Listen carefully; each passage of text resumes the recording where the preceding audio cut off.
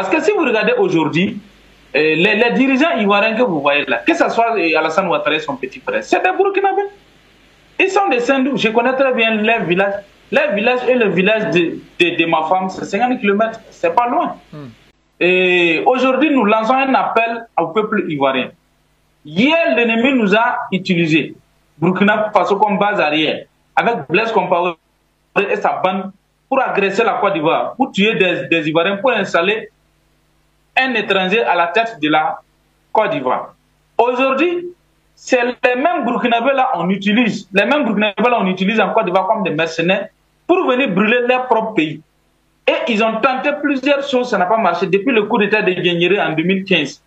Donc c'est pour rappeler aux Ivoiriens, quelqu'un qui n'a pas pitié de son propre patrie, de son propre pays, comme on appelle ça, sa patrie, sa mère patrie, où la tombe de son papa est. La tombe de Alassane Ouattara, si tu arrives à la grande famille Ouattara, à Sendou ici, donc je connais très bien, vous allez trouver la tombe du papa d'Alassane Ouattara.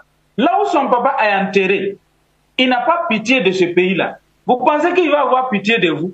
C'est pour cela, moi, j'ai toujours dit, depuis 2022, 2021, 2022, sur les antennes d'Afrique Média, j'ai toujours dit, grouiller pour approcher la communauté burkinabé, la communauté nigérienne et malienne des résidents en Côte d'Ivoire. Approchez-les, rassurez-les, ramenez-les dans vos rangs. Quand vous allez gagner seul avec vous, les pro-Bédier, les pro-Soro, les pro-Babo, unissez-vous, Côte d'Ivoire, soyez tous pro-Côte d'Ivoire. Vous allez voir que vous allez faire tomber tout de suite Ouattara parce que c'est un asile. Il n'a plus de base arrière. Ouattara, pour faire rébellion, pour arriver au pouvoir, il avait une base arrière qui était le Niger, le Burkina, le Mali. Aujourd'hui, il avait aussi le soutien de Nana Akufo-Addo. Il vient de perdre le Ghana. John Dramani Mahama ne va pas jouer à son jeu. Donc, je ne sais pas, c'est côté Guinée, je ne sais pas trop, avec Mamadou Doumbia. Sinon, à part ça, il n'a plus de soutien. Donc, les Ivoiriens, c'est l'occasion vous est donnée de récupérer votre dignité.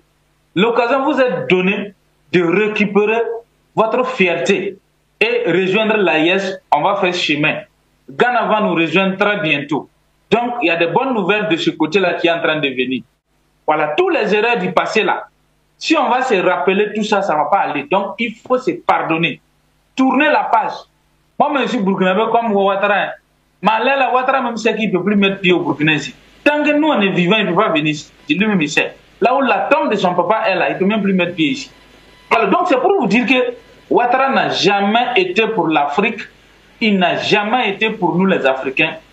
Il est autre chose. C'est pour ça qu'il n'a pas de pitié, il n'a pas de sentiment, ni pour son propre pays, ni pour son pays adoptif, qui est la Côte d'Ivoire. Parce que Ouattara n'a jamais été élu par les Ivoiriens.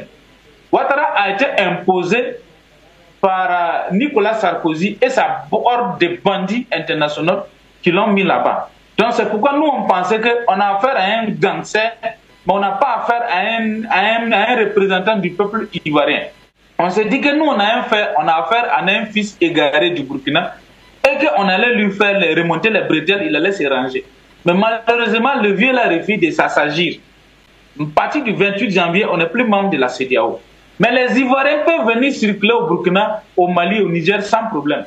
On n'a pas de problème avec le peuple ivoirien. On a le problème avec Ouattara, le chef bandit, le chef rebelle et son clan, son petit cercle de petits rebelles qui sont avec lui, comme les Apollo, comme les Lassana Doumbia et autres.